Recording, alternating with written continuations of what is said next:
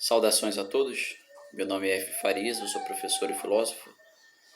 No último vídeo nós comprovamos que o conhecimento é relevante, portanto a disciplina cujo objeto é o conhecimento, a filosofia, é portanto relevante. Hoje nós vamos considerar também novamente sobre a questão do conhecimento, né?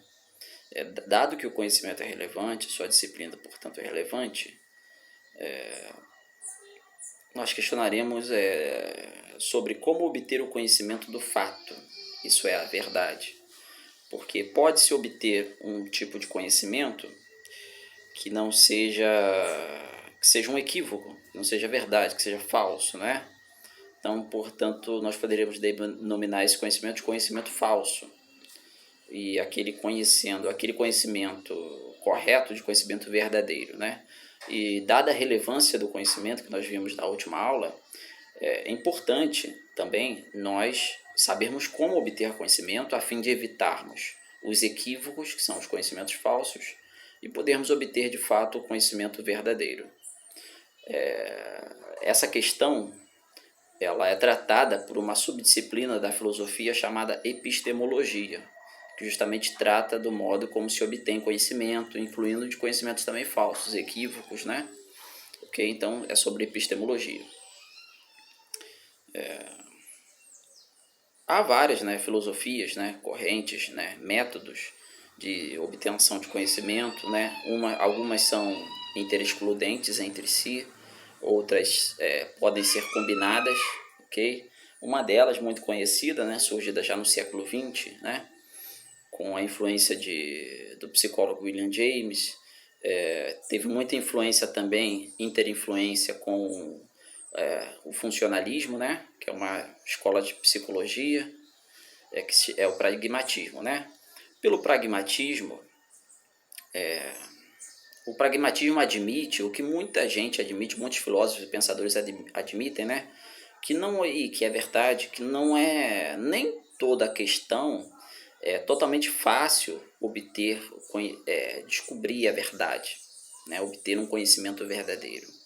Então o pragmatismo ele estabelece, né? Não sei se por ceticismo ou simplesmente por a dificuldade que é em obter conhecimento, estabelece como o critério de admitir como conhecimento aquilo que for útil, okay? Aquilo que funciona. Ainda que aquilo possa não ser verdadeiro, mas se aquilo é útil, se aquilo funciona, então é admitido como fosse uma verdade. Ok? Claro que ele está contaminado já pelo conceito de útil, né? Porque o que é útil de acordo com alguma motivação, com algum critério, né?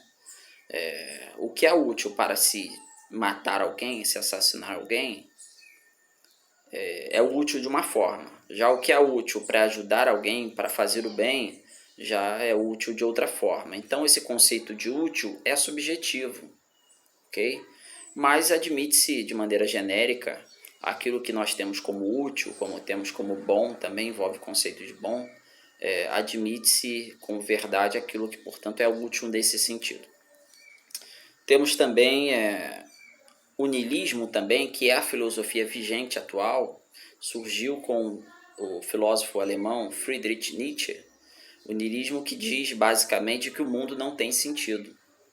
E dentro dessa filosofia niilista de Nietzsche, estabeleceu-se nessa questão da epistemologia e da verdade, esse conceito da verdade, do fato, o conceito de relativismo. Okay? Pelo relativismo, disse que a verdade não existe. Não disse mais do que ela não pode ser descoberta, diz que a verdade não existe. Ok? Então que a verdade é aquilo que... enfim, então esse termo na verdade relativismo vem do termo relativo, né? Então diz que a verdade é relativa e não absoluta, porque absoluto está para relativo como subjetivo está para objetivo. A verdade é que subjetivo é aquele que pertence ao sujeito, que está dentro da pessoa. O objetivo é aquele que está fora. Então tem-se que subjetivo é a opinião da própria pessoa, né? E objetivo aquilo que é um fato, independentemente da opinião da pessoa. Porém, eu quero também esclarecer que muitas vezes a opinião da pessoa coincide com aquilo que é o fato, com aquilo que é objetivo. Então, uma coisa pode ser a uma objetiva e subjetiva, não tem problema. Ou pode ser meramente subjetiva, quando a opinião da pessoa é aquela, mas aquilo não corresponde ao fato. Do mesmo modo, algo pode ser relativo e absoluto, né? As não são coisas interexcludentes, ok? Absoluto é aquilo que é geral e relativo é aquilo que se liga a fatos particulares. Então, eu concordo que a verdade seja relativa, né? Dependendo da situação, por exemplo, é certo fazer uma coisa, é certo mentir para salvar alguém, por exemplo. Dependendo da situação já é errado, mas absolutamente, quer dizer, em geral, mentir é errado. Esse é um exemplo. Então, uma coisa pode ser absoluta e relativa ao mesmo tempo. Porém, Nietzsche e o seu niilismo não usam o termo relativo nesse sentido. Usam o termo relativo no sentido de que qualquer verdade é verdade, porque não existe uma verdade. Então eu tenho a minha verdade. Quando duas pessoas discutem, independentemente de uma ser inocente e a outra ser injusta, está fazendo a injustiça, de acordo com a filosofia de Nietzsche, o niilismo, de acordo segundo a qual o mundo não possui sentido e a verdade não existe, não é que uma só delas está certa. Ambas estão certas porque ambas têm a sua verdade. Muita gente não diz isso hoje em dia. Eu tenho a minha verdade, você tem a tua verdade, os dois estão com a razão, não é isso? Isso é porque o mundo de hoje está sob essa filosofia niilista. Mais para frente, eu comprovarei que essa filosofia é falsa. E para dar uma prova de uma falsidade dessa filosofia, é justamente esse relativismo da verdade, de dizer, que eles chamam de relativismo da verdade, dizer que a verdade não existe. Nietzsche, por exemplo, dizia que o conhecimento é uma invenção. Invenção é aquilo que não é eterno. Invenção é aquilo que alguém cria, que aquilo inventa. Invenção, no quanto a conhecimento, a invenção equivaleria a uma mentira, uma falsidade, uma invenção. Como quando dizem, você inventou essa história, né? Essa história é falsa. Então, que o conhecimento é uma invenção. Vou dar somente um exemplo, né? Um exemplo, né? É que se o que Nietzsche falou é verdade, que a verdade não existe, então o fato de que o que ele disse é verdadeiro já é a prova de que o que ele disse é falso.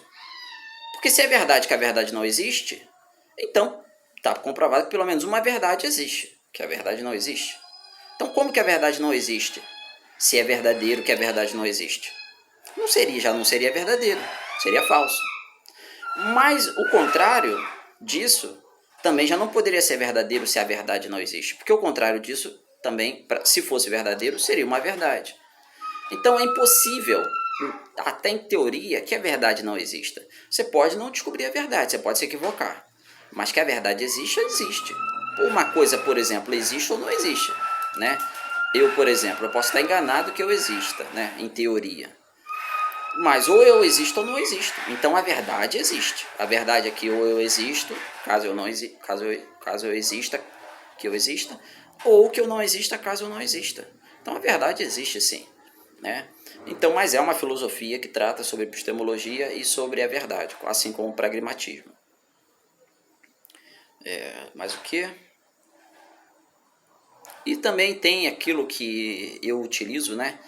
Eu cunhei do critério epistemológico do mais verossímil, que ante a impossibilidade de se obter uma prova sobre um questionamento, que é mais sensato nós admitirmos como conhecimento, ainda sabendo que isso pode não ser completamente a verdade e que pode ser substituído no futuro, ok? Mas admitir como conhecimento aquilo que mais se parece com a verdade.